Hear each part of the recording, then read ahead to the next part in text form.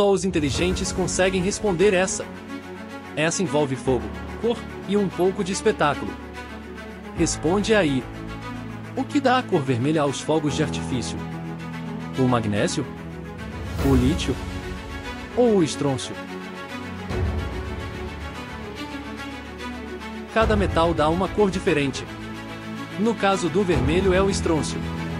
O estrôncio manda aquele vermelhão bonito nos céus. Acertou?